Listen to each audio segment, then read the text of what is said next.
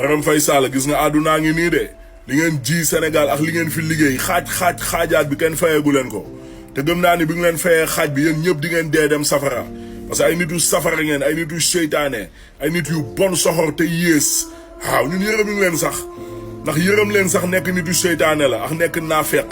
waaw yàlla nañu yàlla musal si yërëm leen waaw dawoo leen sax suñu yaram gisagoo leen dara sax waaw yàlla dina àtte incha allah rabbi lépp fii ci kaw suuf avant yowmal xiyaam waaw ngeen di téye ay digne sénégalais di leen faat ndax seen bànneexu bakkan di sàcc suñu ay milliards waaw di ñu toroxal di caxat-caxatee suufu Sénégal waaw martyrs yi fàttewuñu leen di ngi leen musa fàtte yàlla leen yàlla xare àjjana yu gën a kawe waaw yàlla ndax incha allah rabbi dina àtte sa frère Amadou Mansour Faye ñu dénkoon ko kase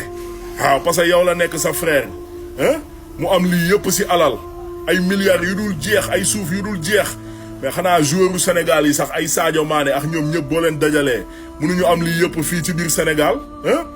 1 million mètres carrés à Diama 100 hectares à Frorane 500 hectares dans la commune de Gandon 25 hectares à Ross Béthio 423 hectares à Kheneupeul 25 hectares via le projet 3PRD 400 parcelles à Villeneuve 2 une parcelle de 610 mètres carrés près de l'île du Nord 100 parcelles à Ngalel Bango 10 hectares dans la commune de Gandiol une quinzaine de maisons villas et immeubles à Saint-Louis une ferme estimée à des milliards de francs CFA offerte à sa fille Aïssatou Faye xale bu jigéen boo xam ni jàngam sax mokkul waaw Mansour Faye sàcc suñu ay milliards waaw ngeen di def lu leen neex yéen doo leen sax ay nit waaw te ku lim juum des na de du luy kase de waaw Mansour Faye daa naroon daw voilà boobu ba léegi laa lay wax ni service renseignement yeex ay pôle financier ay CENTIF ñoom ñëpp laa lay wax nii ñu ngi enquête di def liggéey bu mucc ayib waaw daa naroon daw waaw yooyu nag du fi dalde saa waay waaw na toog ngeen assumer nekk leen ay góor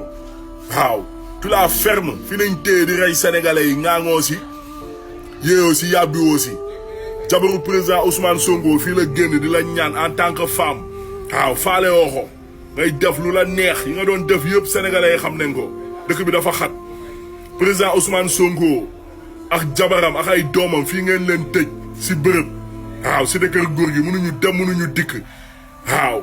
te ngaanguñu yow yéen nekk leen ay gorwaay yéen nekk ngeen ay jaam ba dugal Sénégal si guute bu amul fenn ndóol bu amul fenn ngeen bëgg ñu continuer di ñu emmerder yéen ñëpp nañu war a peine de mort barki alxuraanul karim da nga leen war a peine de mort billahi wallahi watallaahi waxantuma barki Seyduna Muhammad sallallahu alayhi wa sallam ak sama koor bii ma woor di wax dëgg te yàlla rek a tax